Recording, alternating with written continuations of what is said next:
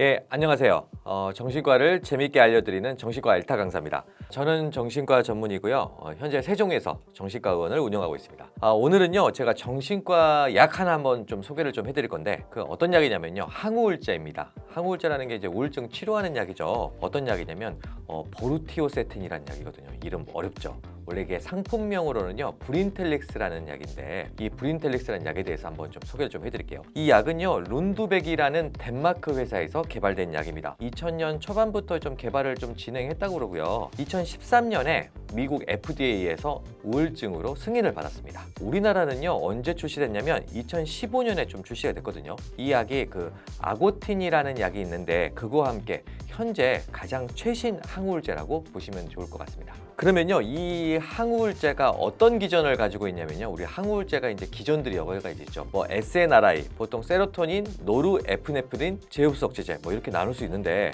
이 보르티오세틴은요 조금 애매합니다. 이게 여러 기전이 통합된 형태여서요. 사실 이게 제약회사에서도 그렇고 현재까지 뭐 논문에서도요 아직까지 정확하게 이런 기전이다라고 명확하게 밝혀지지는 않았더라고요. 이게 2015년에 출시가 됐으니까 그 후로 뭔가가 정립될 것 같았는데 사실 좀 그러지는 않고 있는 것 같습니다. 뭐 부작용이나 약효까지 뭐 사실 약 기전이 중요하진 않잖아요. 그러니까 그거는 뭐 관심 안 가지셔도 될 것 같고요. 우선은 약 효과나 부작용에 대해서 좀 설명을 좀 드릴게요. 먼저 이 약의 장점에 대해서 한번 이야기를 좀 해드릴 건데, 이 약이 보통 이제 우울증이 생기면요 인지기능 저하가 생깁니다. 보통 기억력도 떨어지고 집중력도 떨어지거든요. 이런 우울증의 인지기능 장애에 굉장히 좀 개선 효과가 큰 약으로 되어 있고요. 그래서 이제 보통 ADHD랑 보통 우울증이랑 같이 있는 환자분들, 이런 경우에 많이 쓰고, 그 업무를 해야 되는 직장인분들, 그 다음에 수험생들한테는 좀 굉장히 좀 효과적인 약이다, 이렇게 생각할 수 있을 것 같아요. 그리고요, 이 약의 굉장히 큰 장점인데, 이게 항우울제들이요 약간씩 드시고 나면은 약간 낮에 졸립다, 이런 이야기를 많이 하시거든요. 낮에 좀 늘어지는 것 같다, 그런 얘기 많이 하시는데, 이 보르티오세틴, 브린텔릭스가 사실 이런 부작용이 현저하게 좀 적습니다. 굉장히 큰 장점이죠.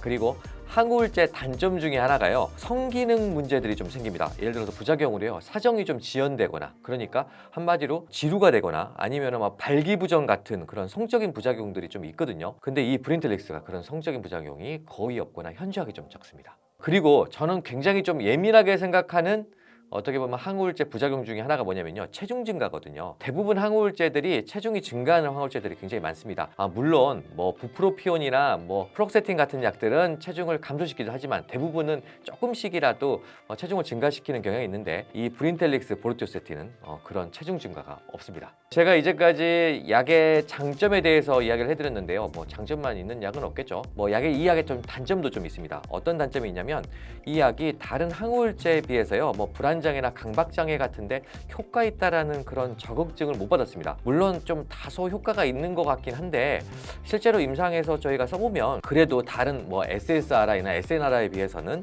뭐 불안장애라든지 뭐 강박장애, 뭐 공황장애 효과가 좀 떨어지는 것 같다, 그런 생각이 좀 들고요. 그 다음에 이 약의 최대 단점이 뭐냐면 위장장애입니다. 갑자기 위통이 생기거나요, 구역이나 구토가 있는 경우들이 좀 제법 있거든요. 한 환자분들 치료하다 보면 한 20-30% 정도는 있는 것 같아요. 물론 이제 대부분은요, 뭐 위장약 같이 쓰면 쓰기 뭐 큰 문제가 없는데, 간혹 가다가는 너무 증상이 심해서 그냥 약을 뭐 교체해야 되는 경우들도 생기기도 하지만, 뭐 그래도 이 약 자체가요, 뭐 위궤양이나 뭐 위염을 일으키는 건 아니니까 뭐 생기더라도 그냥 약을 끊으시면은 그냥 다시 정상으로 돌아옵니다.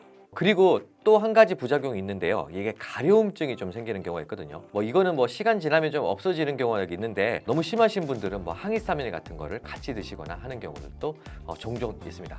오늘은요, 새로운 항우울제인 브린텔릭스, 즉 보르티오세틴에 대해서 한번 이야기를 해봤는데요. 사실 약이라는 게 최신 약이 다 좋은 거는 아니거든요. 그리고 물론 이제 자기한테 맞는 약이 있겠죠. 그래도 제 생각에는 이 브린텔릭스, 보르티오세틴이 굉장히 좀 장점이 많은 약이니까, 저도 제가 만약에 혹시라도 제가 우울증이 생긴다면은 아마 이 약부터 좀 쓰지 않을까, 그런 생각이 듭니다. 오늘은 여기서 마무리하도록 하겠습니다. 오늘 영상이 좋으셨다면 구독, 좋아요, 알림 설정 해주시기 바랍니다. 이제까지 정신과 일타 강사였습니다.